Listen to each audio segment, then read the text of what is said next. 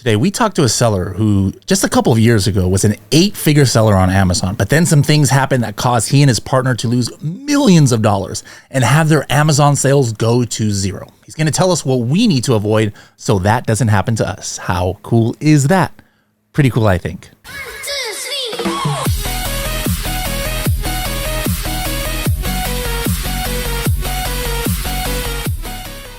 Hello, everybody, and welcome to another episode of the Serious Sellers Podcast by Helium 10. I'm your host, Bradley Sutton, and this is the show that's a completely BS-free, unscripted, and unrehearsed, organic conversation about serious strategies for serious sellers of any level in the e-commerce world. And we've got a guest that, I don't know how long I've been doing this podcast, maybe 5 years, almost 6 years, that I've been trying for just about that long to get on the show. And then we ran into each other at Amazon Accelerate, and he says, you know what? I think I'm finally ready. Brian, welcome to the show after all this time. Thanks, Bradley. It has been a couple of years. I kept repulsing your invitations for many years. It's not how many times you were denied, but the one time that you said yes, that's what matters. And I was like, let's schedule this before you change your mind again. You are in Atlanta still?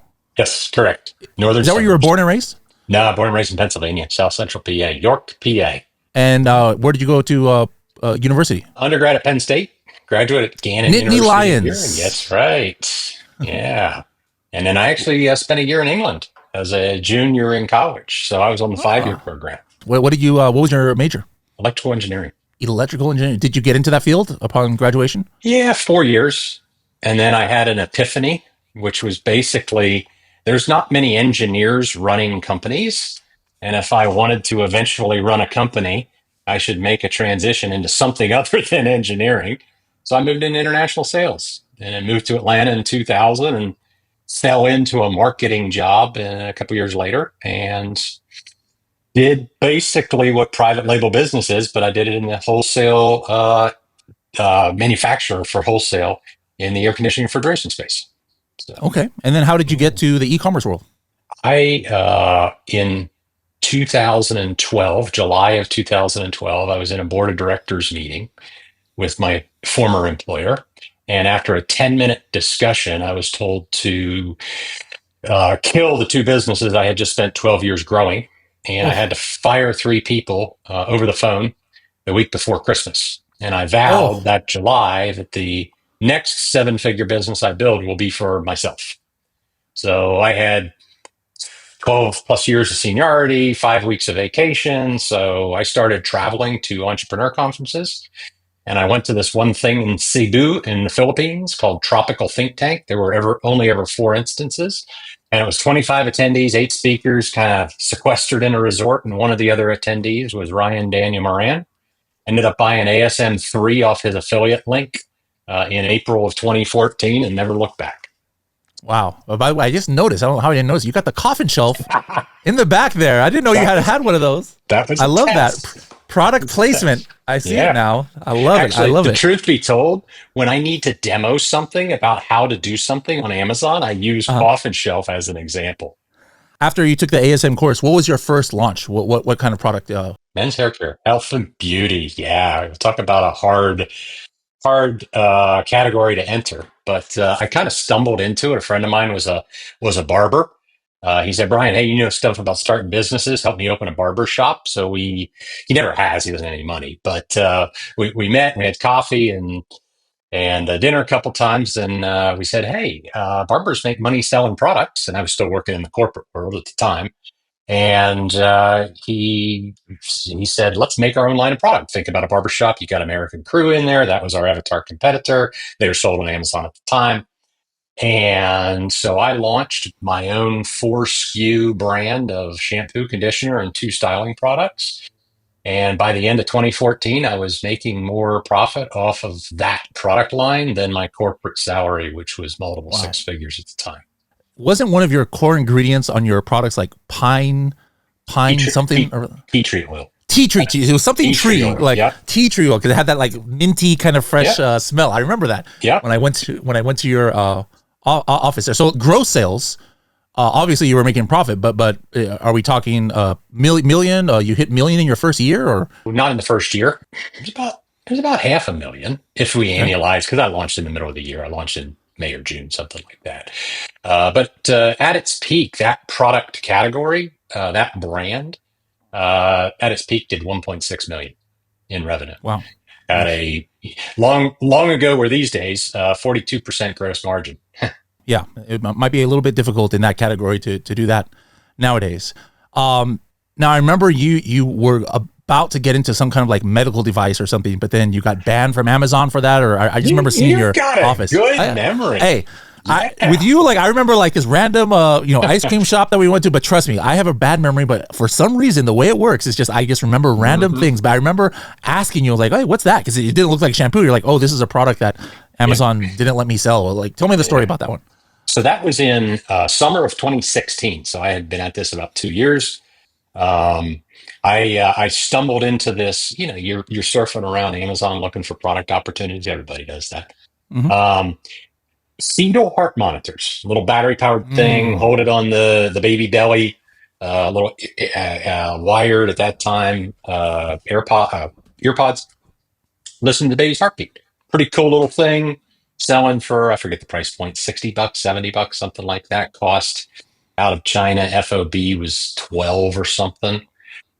Brought, I don't remember. I spent like $60,000 flying these things in because I wanted to get in before the holiday season, launch Yeah. it in August, September, get ranked, and sent the first shipment in.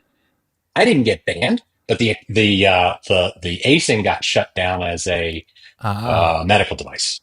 Ha. So, but here's the thing: there were multiple other sellers selling. It's Yeah. the old round the track with Amazon. So, and that I fought it for a year and a half, and finally gave up and threw them in a dumpster. All $60,000 worth of that product. Wow. Okay. What was your gross sales yesterday, last week, last year? More importantly, what are your profits after all your cost of selling on Amazon? Did you pay any storage charges to Amazon? How much did you spend on PPC? Find out these key metrics and more by using the Helium 10 tool, Profits. For more information, go to h10.me/profits. Now, at what point did you guys, I remember when I visited you, you had this gigantic warehouse. Yep. At what point did that become a necessity to have a warehouse as opposed to maybe in the beginning, I imagine you were just shipping stuff directly to Amazon or something? The manufacturer was out close to you, Los Angeles area of Oh, okay. California. Shampoo's heavy. I shipped it across the country, just an LTL with a lift gate, doing what most sellers do when they start out. I brought it pallets. The truck driver brought pallets into the garage. I shipped small parcel into FBA. Garage is in your house? Yeah, Okay. exactly. 2-car garage, cars parked out in the driveway for a couple months. We've all been there, right? Yep. Then I graduated to a storage unit that had a loading dock. I was in like Flynn, didn't have to pay the inside delivery charges. That was I don't know, 20 by 40 storage unit or something. And then by late 2015, I need more space. I rented 1,500 square feet, which was about 2 miles from where you visited me, which was at that time. Then that was in 2016. You came out was Hmm. 15,000 square feet. So it's just kind of stair step up. But honestly, if I had to do it over again, and we were in today's day and age, I wouldn't get a warehouse. I'd figure out another way to do it. Use vendor warehouse, use AWD. Things Hmm. have changed a lot in vendors. Yeah. You grew that brand out, but then you started adding other brands. Now, were these other private label brands, or were you purchasing brands like before it was faddish to purchase brands? Yeah. Or how did you grow your Amazon activities, I should So say? I did both. I uh, brainstormed my own brands and other product categories. I was category ambivalent, except no supplements, no cell phone accessories, no food products. I had excluded things, but I didn't have like, this is my only list of categories I'm going to go into. So, and I did a couple acquisitions too. Not really large deal values. I think the biggest deal I did was about 250,000, something like that. And you remember Joe? I actually bought his brand from him. Oh, okay. So yeah, Okay. yeah. And so then what was your peak year? Like which year was your best year of gross sales and or profit? 2021 revenue, 10 million bucks. Hit the 8-figure mark. I did. And I did. Yeah. which was your biggest brand that year? Can't have been the shampoo brand because 10, No, no. like you said, the Yeah. peak was only 1 million or so. Yeah. So I had two brands, and I was looking for, when I was brainstorming brand names, I was looking for brands that could be used across categories. So I had a brand called 1790, which is actually the year tea tree oil was discovered in Australia. So there's a little bit of a brand thread there. And then the other brand was called Parker 8, and it's just a made up name. The street that the office was on was called 9 North Drive. So I said, I need a number and a nine, and came up with Parker 8. So, Okay. and it was available. Domain was available, trademark registered, everything. And I was selling, I like simple products, paper gift bags, gallon glass jars, simple products. You and I met, around 2016. And my very, a lot of people have heard the story, not as it relates to you, but that my whole Amazon journey can be traced to me listening to a random podcast once and hearing about a Amazon conference called Zon Squad Live in Chicago. And I was in a transitionary period because I was working for a company that was selling phone cases, coincidentally on Amazon. They were just making hand over fist, but then I didn't like the way things were going. So I'm like, I just want to go my own path. And I was like, I don't know what I'm going to do, but let me just see what this Amazon thing is, because I was kind of like just the name, it was an international company, Korean. And so I was like the guy who signed everything because I was the only American, and I used my warehouse at my house. I moved out of my house, moved back in with my parents for a while because my house became the office for the company, and I was just the warehouse manager, kind of, where I would tag everything to with FN SKUs to go to FBA and ship it out, and I was shipping like 500 orders a day, FBM, with a little machine I had. But that was the extent of my Amazon knowledge. Like, it was all Amazon, but I really, I didn't know how to make a listing. I didn't know about ranking. I didn't know about anything. So I was like, let me give this a try. And then I think that was probably where I met you in person, potentially first. And that just shows you, like, you're not the only person. We were just talking about the people that were at that conference, and they have stayed in our networks for 8 years, now. And we'll talk a little bit about that. You were at Amazon Accelerate last time. People sometimes poo-poo these conferences and say, oh, you can't learn, you can learn more from being in masterminds and stuff like that, which is true. But what is the value of going to conferences, like Zon Squad, like Amazon Accelerate, etc.? So the key is balance. You don't want to try to learn everything in with one method. I'm into mastermind groups. We get together twice a month, 2-hour Zoom call each time. It's a very, very close-knit group, close friends. The level of confidentiality in that group is huge. Okay. Smaller conferences like Zon Squad Live was circa 2016 are good because you can really get to know somebody, like you and I got to know each other. Mm-hmm. Conferences like Amazon Accelerate are just on a different scale for the caliber of people that they draw. Pretty much anybody who is anybody, with, there's some exceptions. Not everybody can make it to Seattle. I know that. I spent a couple grand just doing it myself. But the Accelerate Pavilion, the networking, the just meeting people. Got to tell you a funny little story. So I had to go back into my calendar and look it up. It was January of 2017. Okay. I did a fishbowl in the Amelia building in South Lake Union. Okay, which is, I can't remember, it's like 8 or 10 sellers. We're sitting on bar stools. There were 100 Amazonians peppering us with questions for 60, 90 minutes, something like that. One of the Amazonians I made pre-pandemic, had a great relationship with. I bumped into him at Accelerate. I knew he was going to be there, so I was looking for him. Another guy who was a friend of his walked up, remembered me from that fishbowl. Wow. In January 2017. So do the math. It's been a while ago. But the point is, whether it's a conference, in-person relationships are memorable. Virtual ones are good too, because then we continued our networking, through the Zon Squad, like Facebook, community, and we had trainings and things like that. Yeah. Now, were you, I know you were a part of the leadership of that, but were you also like a founder of the Zonblast software? No. So Joe, okay. That was Joe's business. Okay. I was an informal advisor, as kind of all of us in that small group we all came through ASM 3. Mm-hmm. And Joe had a relationship with Ryan at one point with one of the ASM conferences talking about Zonblast. I think that's before you were.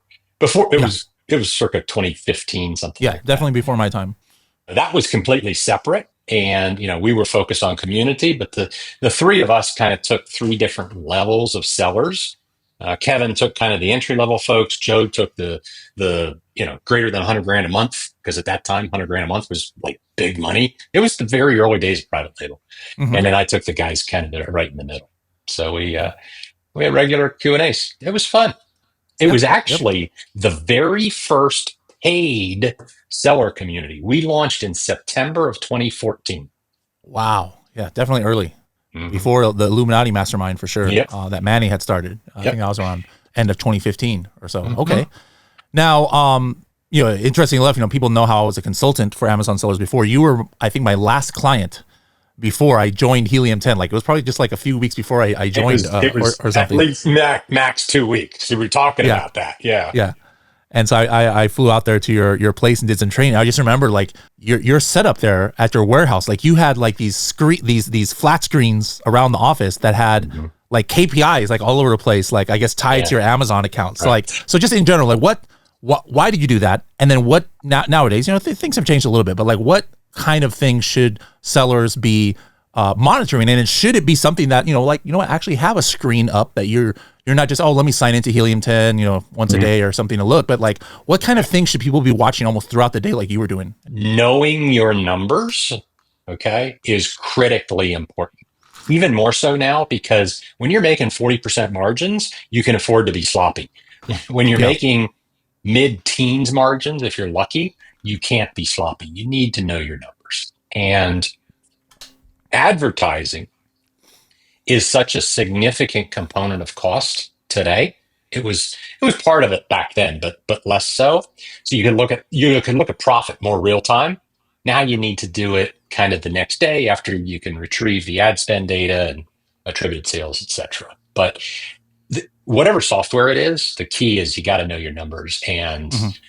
the old profit is what's important. And I Yeah. like looking at profit not just at the ASIN level, but at the sub niche and then the niche level. 2021 was your best year, you said, but then here at Amazon Accelerate, you kind of inferred that everything at sometime in the last few years just kind of came crashing down. Yep. And so this part I don't know too much detail about. So let me know and let the audience know what happened. Yep. It was pandemic related. Remember, I said my big categories: gallon glass jars, white paper bags. I had been making them in China when the 25% tariffs came in place, whenever that was, 2017, 2018, something like that. I actually moved production of those bags to Colombia, South America, not South Carolina. And at the peak, I was moving 540 high cubes a month from Wow. Colombia into the US. I was running it through my warehouse first and then a 3PL. This is way before AWD or anything. Hmm. And, Hmm. I could run containers directly in because you got one inbound location. That doesn't happen anymore. Um, but what we started seeing in February of 21, so it was my best year and it ended up being my worst year too. January and March were both $1 million sales months for me. And then I kind of finished the year at 10 million. But we started getting some customer complaints in February. Hey, these bags are sticking together. Um, and we said, yeah, there's a little bit of glue, but you pull it apart, it's fine. And we had some customers send us some pictures, and they were kind of stuck together like a big wad of bags. Too much glue. And I'm sharing this as an example of how you have to pay attention to quality and have systems underpinning what you're doing in your company. Because if you're just dancing and zigging and zagging, even with a simple product like a paper bag, it can kill you like it killed me. So was this the first order at the new factory, No, no, no, no. or We had they had, already done some and did it right? yeah, But yeah. This, they had been making the product for at least 3 years. So I'll okay. cut to the chase. What we found later in 2021 was the paper bag production line, because of pandemic restrictions, you could only have a certain number of people in the workspace. The Ah. factory owner decided to leave the production workers and pulled the quality folks off the line. Oh. The glue machine went out of whack and put too much glue on. So we'd have a wad of, we were selling 100 count boxes, have a wad of 10 bags that just stuck together. You couldn't separate them without tearing the paper.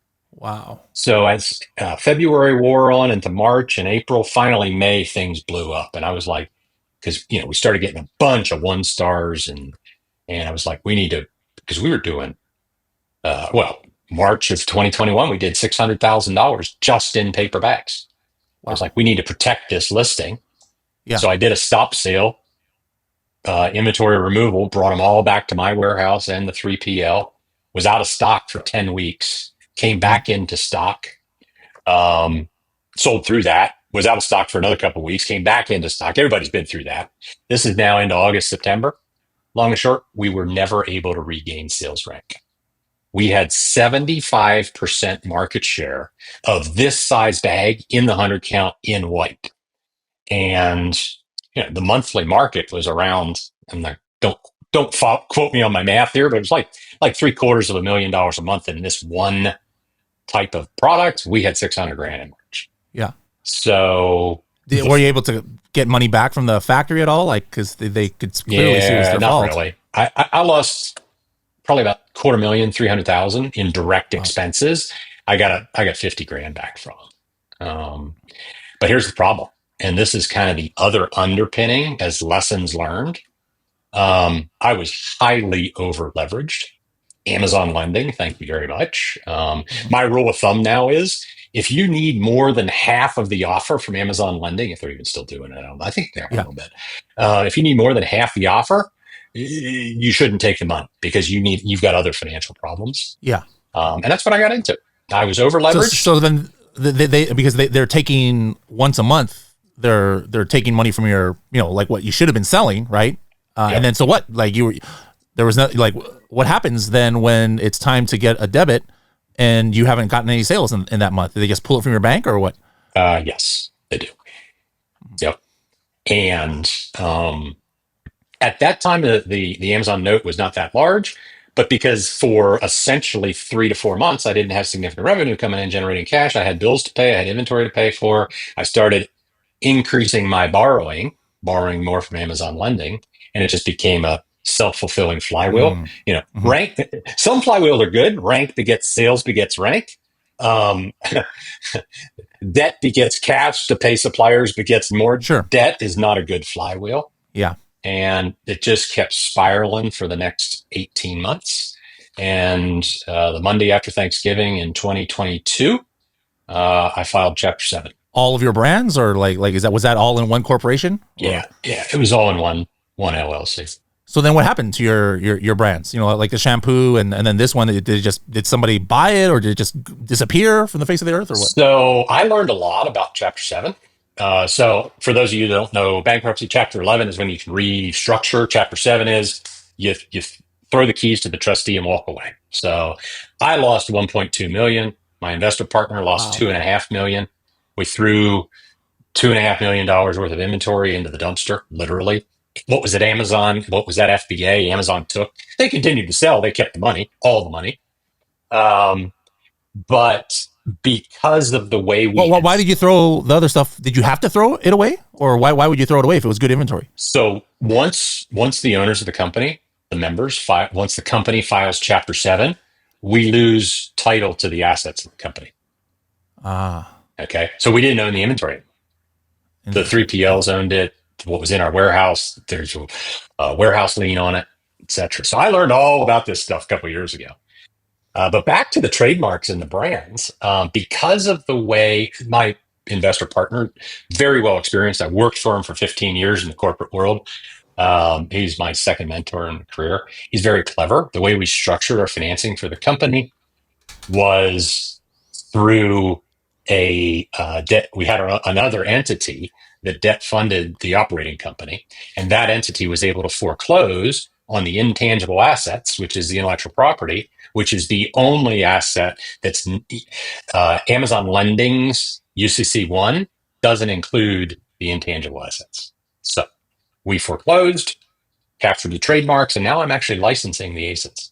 Oh, so some of those ASINs still are on Amazon. Yep, not the shampoos, but some of the other products are. They're still out there. Very, it's a fraction of what it was because essentially it was out of stock for 6 to 9 months.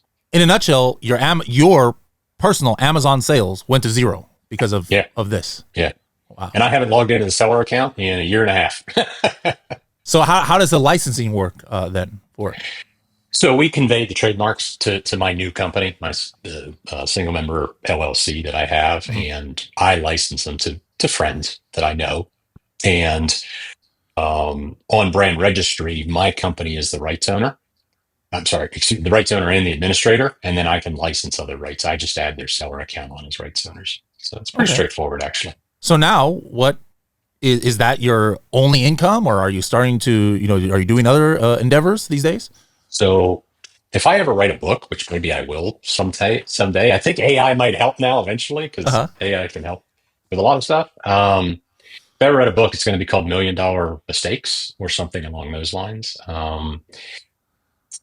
Mission in life is a little too grandiose, but I'm on a path to help other people avoid simple mistakes that I made, not knowing your numbers, Yeah. not having the right people in place, not having the right tech in place.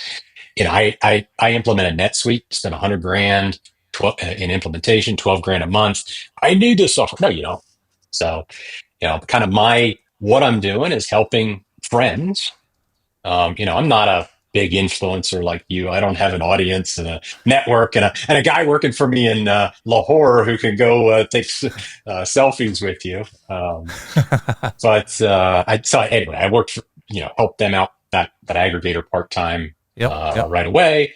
And now I'm working with a very small handful of close friends and people I bump into at Accelerate. I was at another conference in Orlando a week and a half ago.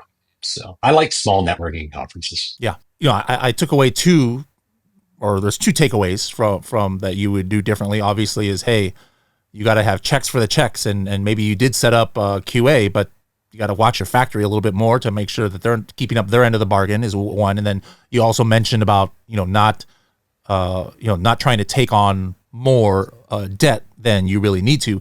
What other are those pretty much the main things that led to the demise of your Yeah, conglomeration there, or is there some more takeaways? there's probably another takeaway there. Other people have said this: fail quickly. So in the context of a product, if there's something wrong with it, get out of it. And if I had hindsight, I should have done two things. I'll never know the right answer. I should have Sure. just tried to sell through it, but that's not who I am. I was trying to protect the consumer, getting bad product, etc. I wouldn't have wanted to sell through it. Yeah. But what I should have done was take a much harder line with the supplier and said, I'm not paying you another penny until you come pick up this inventory and fix it. Fail quickly, Yeah. even if it's a product that's your number one product. You've been now in the Amazon space for 10 years or a little bit more. Obviously, there's new fees and Seller Central is different and new AI things. But out of all the things that have changed over the last few years, what are the biggest differences where if you still were, running your own accounts where you take a look and like, man, I would have to completely redo the way I launch. Or I would have to redo the way. I mean, you mentioned how you might not have done your own warehouse. Might do Right. AWD or something now. But what are some of those big changes over the last 10 years? What are the biggest ones for you? The biggest is what pretty much everybody else is saying, which is you need a moat around your product. The challenge is moats are the drawbridge goes down pretty quickly to go across a moat now. There's a lot of copycats quickly, even on coffin shelf.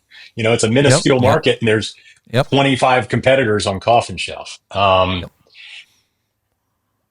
I would also figure out, what I was trying to do, and I even used this in that fishbowl, this example. I wanted to be the Procter and Gamble of the online world. In other words, category ambivalent, multiple brands selling the same thing essentially.